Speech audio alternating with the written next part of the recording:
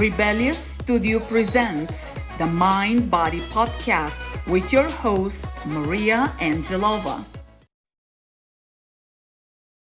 Welcome, Rebels, to your Mind Body Podcast with me, your host, Maria. This is your Rebellious podcast about a strong body, calm mind, healing, and fully living. It is my pleasure today to welcome Dr. Ashley. Hello, Dr. Ashley. How are you doing? Hi, Maria. I'm great. Thanks for having me here today. I'm excited for our conversation. I am very excited too.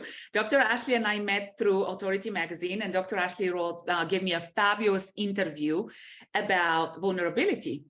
And I felt connected to her story because I think it is so empowering to be vulnerable, and you never know who is reading and who might click with your story and who you might empower and grant courage and bravery to do something that's out of the comfort zone. So we'll definitely talk about that. But before that, let's go into getting to know who you are, Dr. Ashley, by starting with, give me 3 words and a little bit of a story behind them of who you are. Ooh, fun. Okay. I have to go with professional nerd. And the story behind that, I have a PhD in clinical psychology. I love science. I love the brain. I love to learn.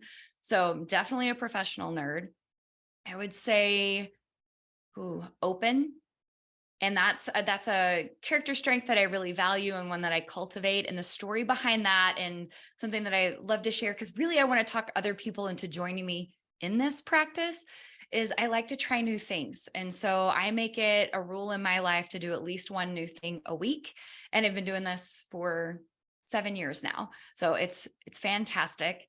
And I would say maybe the other one is courage. I think courage is something that is really important. And that's both from my professional world. I'm, as a psychologist, specialize in the treatment of anxiety disorders, and overcoming anxiety is all about being brave. But it's also something I try to embody in my own life, which is why we connected over the vulnerability piece, right? Vulnerability is courage walking. And so I would say those 3 words. Yes.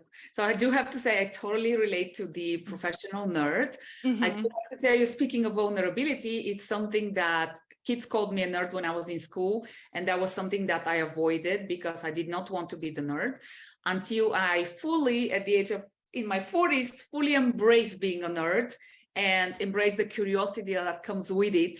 And I'm a proud nerd. Let's just put it that way. I had the same thing in like middle school and high school. I worked so hard not to be seen as a nerd. I was pretty socially anxious, which is ironic that I ended up, specializing in that for my research in grad school, but I didn't want people to think I was a nerd. So I worked really hard to kind of keep that under wraps, and then finally hit a point in adult life where I decided it's actually a really cool thing, or at least that's what I'm telling myself. So I'm embracing it. Nerds unite. No wonder we click. Exactly.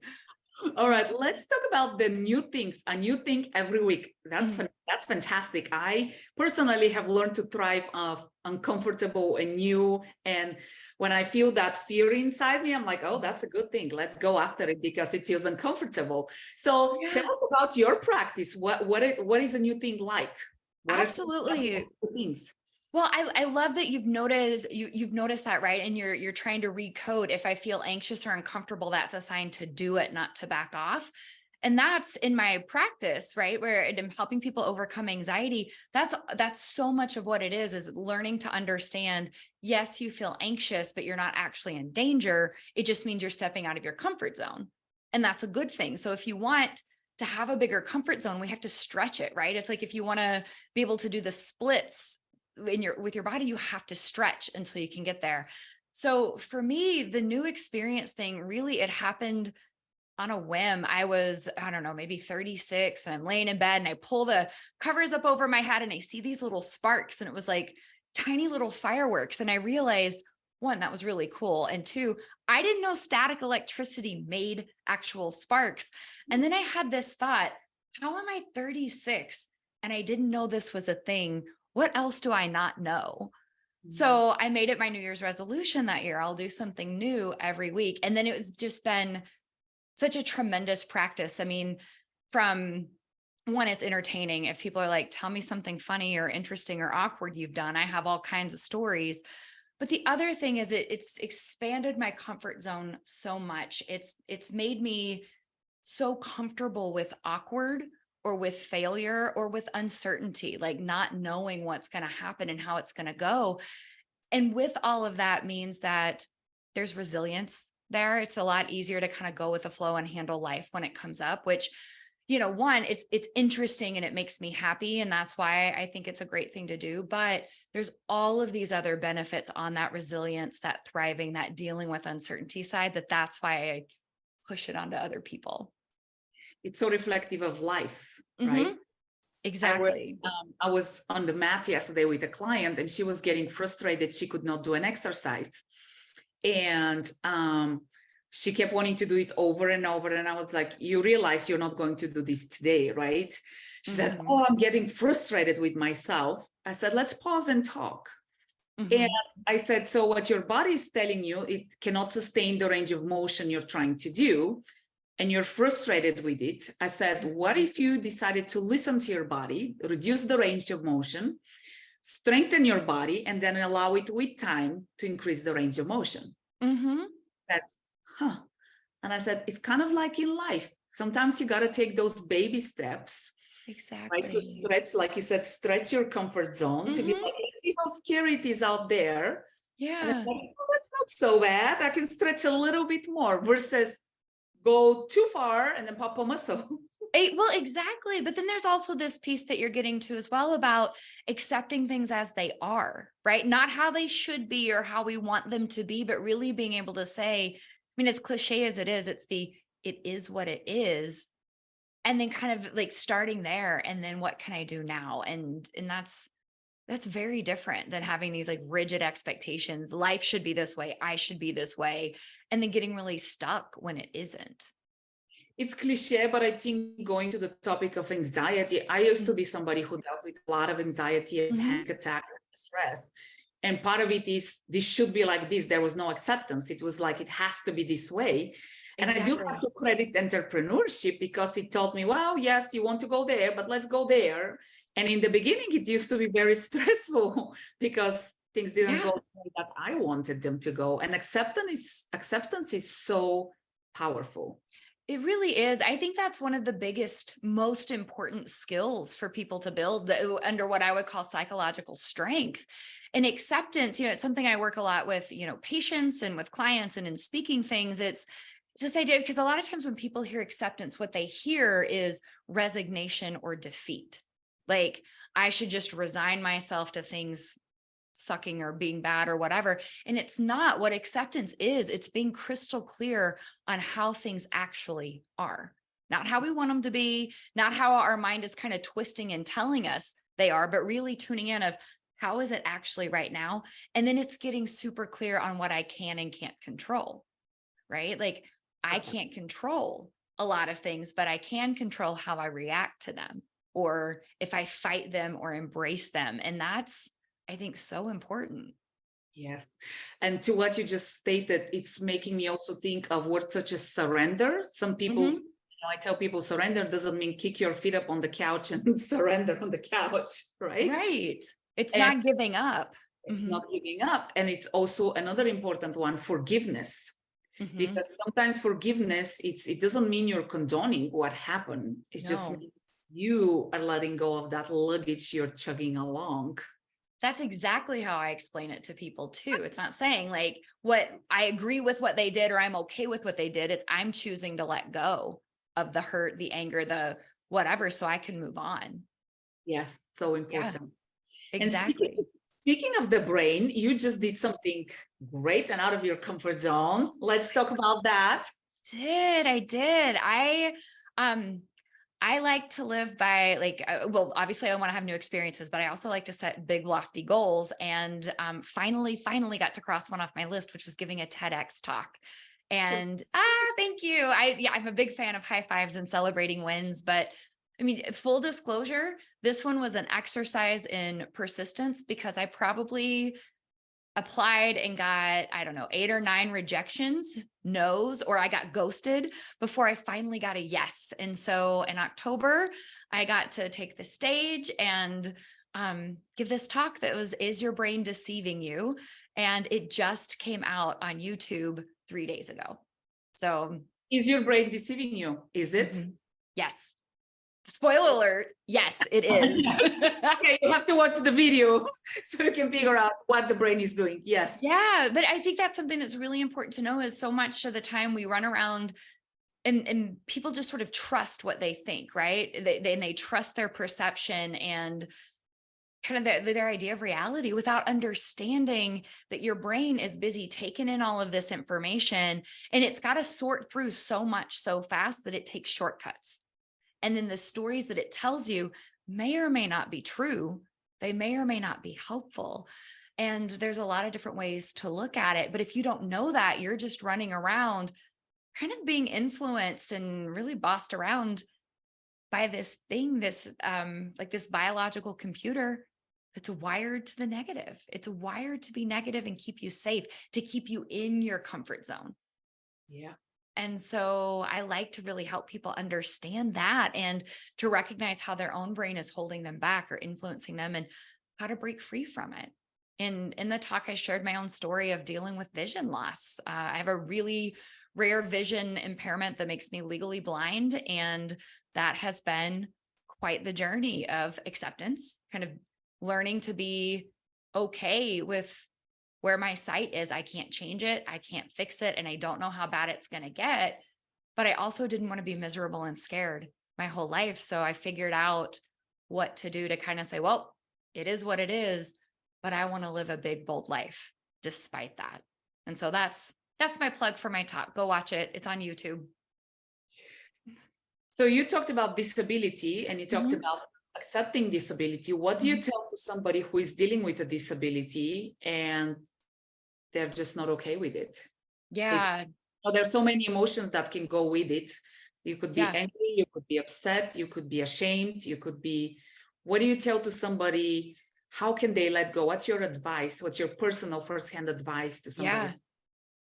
Yeah, I would say I felt all of those things. I mean, I've always had a vision impairment, so it like that's not new in my life. But where it really was a problem for me is when my vision loss progressed to the point that I had to stop driving.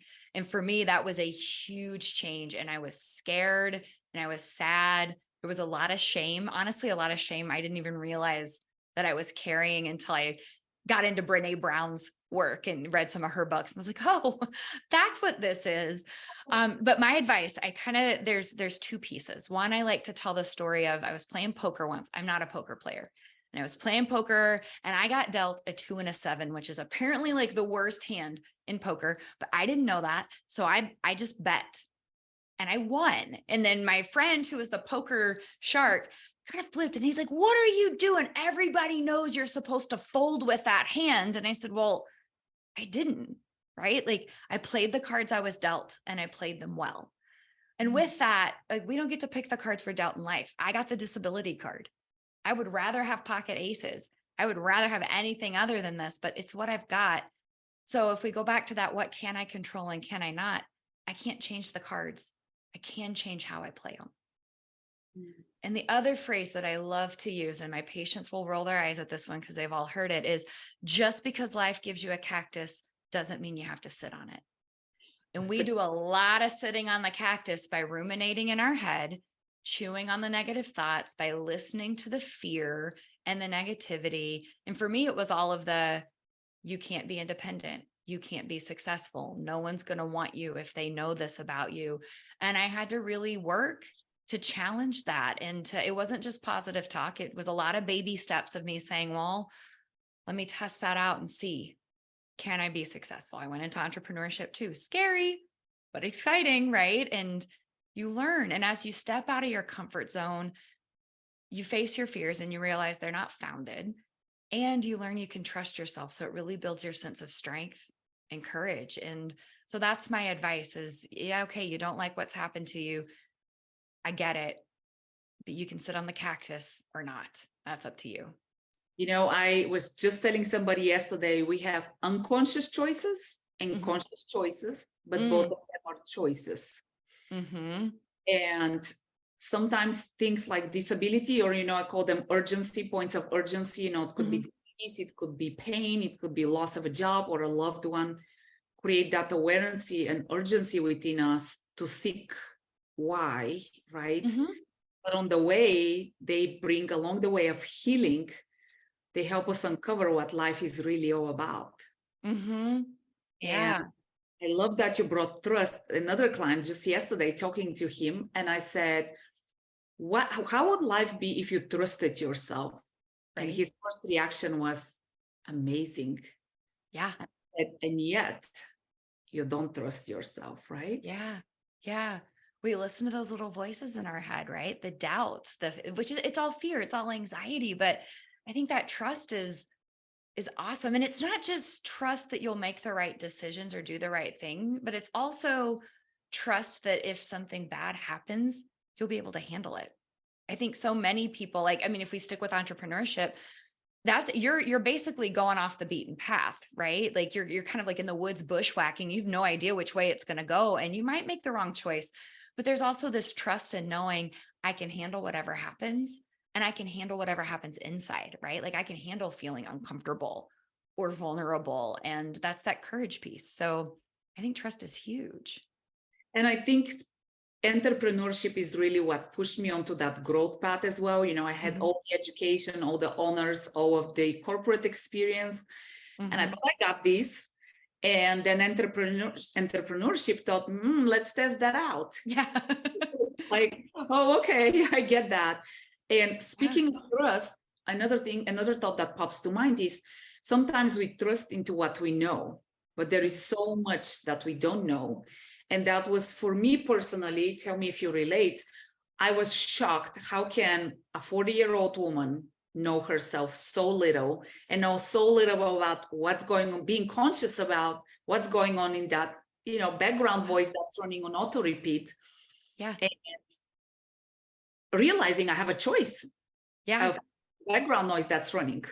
Absolutely. I mean, and that's something I can relate to, right? Like I have been a psychologist for, I don't know, 15, 17 years now, a long time, right? And I've worked with probably thousands of people one-on-one of helping them uncover and talking about the brain and that background and the conscious and unconscious pieces. And it is humbling when I have those moments of realizing like, oh, I was listening to those unhelpful voices, or I just got stuck in anxiety, right? There's this piece of, I don't know, like humility a little bit to recognize like at 42, I'm still uncovering who I am and learning how I work and evolving and changing, which I hope we all do. But yeah, it's a work in progress for sure. Lovely, lovely. Okay, let's switch to a favorite quote or a piece of inspiration you have for our listeners. Ooh. Oh, I have a lot of favorite quotes. There is the cactus one, right? I use that all the time. And honestly, that was from a Facebook meme. I hate to say Never know when you're going to get some wisdom. Right. Best clinical advice came from a Facebook meme. Let's see. Oh, I'm going a lot of different directions. Like what's really coming to mind is not a specific quote, but people whose work has been very inspirational to me. Like I love the work of James Clear. He does a lot on habits and habit formation, but he sends out these Thursday newsletters, emails that just little bits of wisdom that I love. Tim Ferriss has been super inspirational for me in terms of rethinking what you want life to look like and introducing me to this idea of life design, which is this whole emerging field now of you don't have to follow the beaten path. You can kind of create the life that you want if you can be intentional about it. So I love that too. And then there's another quote that I kind of like. I got it from Arthur Brooks, who's a writer for The Atlantic, does a lot of happiness work. And it's along the lines of happiness isn't getting what you want, it's wanting what you have. And I think that's important. Okay. Yeah. Yeah. It's a little bit of it's a little play of words. Yeah. I have to think about it for a second. Yeah. I like that one a lot too. Okay. What is your definition of rebellious? Ooh, I think rebellious is actually really listening to you, to the true you, and then doing that. Because I think, there's like following the path, like meeting everybody's expectations for you, whether it's like family, friends, society, or this like vague they. But then people, I think, can go maybe rebel against that, but they're not actually being true to themselves. They're just trying to be an opposite of what's expected of them. And I think that's still a little bit of being controlled. So to me, rebellious is getting real clear on who you are and what you stand for, and then being willing to follow that. So well said. Inspirational to me too. Dr. Ashley, where can people follow your work? Where can they find you? What are your social media outlets, website? Yep, absolutely. So peakmindpsychology.com is where you can find me. I write a weekly blog, so you can subscribe to that if you want tips and stories of how to build psychological strength. You can also follow me on LinkedIn is where I'm most active, and that's / Dr. Ashley Smith. Fantastic. Dr. Ashley, thank you so much for finding the time to be here with us today for the inspiration and vulnerability. Wish you continued success, and we will talk soon again. For those of you listening, thanks so much for tuning in. Make it a rebellious day.